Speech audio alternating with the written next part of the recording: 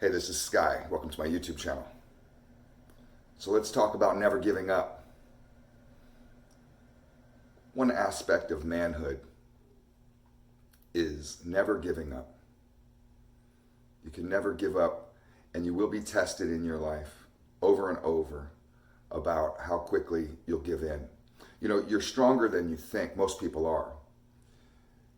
You find this out in adversity, but you could also just find this out when you go to the gym or when you're exercising, when you're running. And if you set a milepost and say, I'm going to stop running at that point up there, you may be getting tired, and you may trick yourself and tell yourself, okay, I need to stop. I'm getting thirsty. I'm getting weak. I'm getting this or that. But most people truly have about 40% more left in them. Even when they feel like they're at the end of their rope, there's more left in your tank. You can still go further. You may not enjoy it. It may be tough. You may have to force yourself. You may go into a whole nother world as you're pushing yourself, but you have it in you. Most people choose not to go that far. I learned in the streets at a kind of a young age how to prove myself as a man. Now, some of that was able to be transferred over into a regular world, and some of it wasn't, because some of it was unhealthy. But there are some aspects of manhood that you learn in many scenarios just being around other men. You can learn this in the military. You can learn this in fraternities or in college. There's all kinds of, on sports teams, there's all kinds of ways to learn these things. But the first thing that you learn is loyalty. Loyalty to the group that you're now joining. And they want to know what kind of guy you are, especially out in the streets. But I've been on teams. I've been on baseball teams. I've been on volleyball teams. I've been on basketball teams. I was on the wrestling team. I did a lot of sports in high school.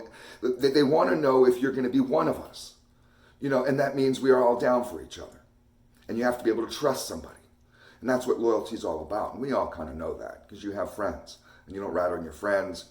You're there for them. You're honest with them in a certain way. They can trust you, in all kinds of ways. We know about that. That's the first test in any kind of social group. But the next test for men in a lot of different groups, whether it be in business or especially in the streets, and I learned this, was, can you keep going? How easy is this guy going to give up? Is he weak physically and mentally? Is he just some sucker, some punk? Because we don't want punks and suckers around us. We want real deal motherfuckers. We want people who can handle this. This is a hard life. And we want people who can handle it. And that's teamwork, You want everybody on your team. They may all have different skill sets, but everybody should have a certain amount of drive. All for one for all kind of attitude. Not, no, I'm getting tired, guys. I guess I'll just see you later. That's not the kind of guy you want on your team. And people are going to test you this way. I learned this at a young age. They test you in the streets in all kinds of different ways. Intimidation tactics and all kinds of stuff. And I would always pass those tests. Not that I would win. Not that I was so tough. Not that I was some big giant bodybuilder who knew karate of all kinds of sorts and carried guns. I wasn't some Chuck Norris badass. But I had heart. And I could get knocked down. I've had black eyes. I've had broken teeth. I've had my ribs smashed in with baseball bats. I've, been stabbed. I've been shot at. I've gone through it, and I've always been there. I may be getting shot at one night. I'm still there the next day. And I'm not scared of nothing. I'll still be out on the block. You guys still see me. And they know that I'm going through drama, and this motherfucker is putting up with it. This motherfucker can handle this. He's not breaking. If you have an easy breaking point, you boil over quick. The littlest thing sets you off, and you're just like, oh no! And your world crumbles. And you can't really handle it. You give up too easy.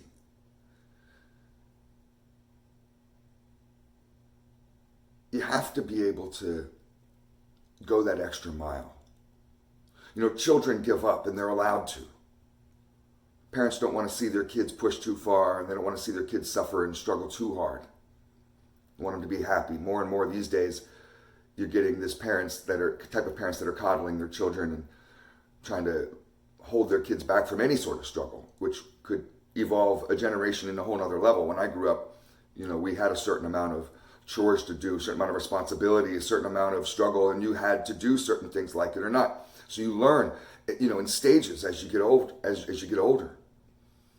It's an important skill for all men, for all people to have, but especially men, is to be able to have the drive and to never give up, because a lot is going to be resting on your shoulders. That's why I talk to guys a lot. You have the world resting on your shoulders. It's always going to be you that's going to have to save the day, that's going to have to be there. You're the superhero. And I believe this, and because I don't believe in weakness. I don't believe in little pussy bitch motherfuckers. I hate that shit. You're the superhero, and you're going to have to act, and you don't give up. Superman doesn't give up. You go to the end. You fight to the end. You keep pushing to the end. It doesn't matter if you're tired. You keep going. And you find a way to be positive. And you could be dead tired from doing what you got to do day in and day out with work and your hustle and your grind. And you still have to be there for your family, for your friends, for the people around you. Still have to show up no matter what. And people will be marveled at you and be like, God damn, that motherfucker still does it. No matter what, he still does it. And I've seen him go through all kinds of shit, and he's still out here doing it, just like when I was in the streets. And I built up a mega reputation for myself on both coasts, for all throughout the country, of just being this type of guy. I wasn't the biggest and the strongest. I wasn't the richest. Far from it. But I was just a real deal motherfucker who could go through the struggle. I was the kind of guy you'd want on your team. And I started to get recruited by other people just for that reason, because they recognize the heart in you. Now, I'm lucky, thank God, that I left that life. And saved my life by making the choice to go to a normal life. But I used that same type of drive in business. I'm still here with my motorcycle shop. I've witnessed this motorcycle industry explode like a rocket to where it was like a cash cow. Pockets full of money for everybody. Everybody's making money. Everyone. You had to be a dumbass not to be able to pull in some money when the shit was popping off after Jesse James got in the Discovery Channel. We're talking 99, 98, 2000, up in that little window when all these bike builders were just starting to pop off. I mean, it was a gold mine. And I hit this timing just right and started my shop in Los Angeles just in the right place. And I got a cool name and a cool background, and I hit this shit right. And boom, the whole thing just skyrockets. And the only reason why I survived so long, because the industry fell. 2007, bam. It was like that rocket ran out of fuel and it starts tumbling down. People start leaving the industry in waves. Literally, there were waves of shops. And all of a sudden, after, it was maybe 6 years, I guess, because I started the shop in 2001.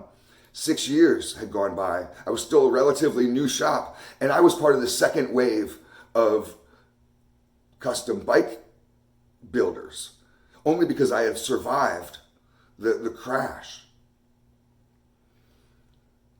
Now it's 20 years in. It's 2021. I started the shop in 2001. And I'm still here. And there was a lot of time out there where I didn't really get respect by some of the bigger shops because I wasn't Jesse James. I wasn't making millions. I wasn't building $80,000 choppers. I'm building $7,000 Yamaha, Honda type of choppers, Triumph bobbers, that kind of thing, cafe racers, doing the lower end stuff, just flipping them quicker. Sometimes it wouldn't even be full builds and people would be like, you're not even building bikes from scratch, you're just customizing. I'm making money, I'm still here, I'm doing it. And 20 years later, I'm not trying to brag, but I feel positive about the reputation that I've put in, the work that I've put in, the stick-to-itiveness, the fact that I'm still here, that I never gave up.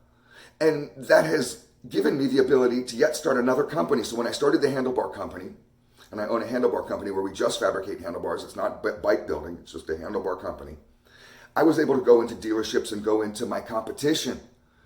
And where they used to see me coming and be like, oh no, here comes this guy, sinister again, fuck. All of a sudden now we're doing business. Because I've proved to the industry, to my peers, to the people that matter, because there's a flow of money in business and you have to be able to tap into it. And I've proven that I can stick to it, that I'm worth the shit, that I'm worth taking risks on, that I'm worth fucking with, that I'm serious about this. Just like when I was in the streets. It's the same goddamn thing. You can use this drive of following things to the end on your projects in micro terms and on goals in macro terms. People around you will start looking at you as a superhero. You may already be a superhero and not even realize it. You'd be Superman to somebody right now just because you're the type of motherfucker who doesn't give up. So, it's just good to cultivate this stuff. If you don't have that to you, cultivate it, grow it like a plant. If you do have that kind of attitude and you're already about that, be proud of yourself and be, don't be a dick about it or, some kind of douchebag. You don't have to pat yourself too hard to get bruises. But, a lot of people can be emasculated, can feel kind of like they're losers. And, I like to empower people and help people realize that you're not a loser. That success isn't always what you see on TV or on social media. That you, right now, have the ability or could already be an incredibly successful, well-respected, real deal motherfucker, a true man, an ideal person right now.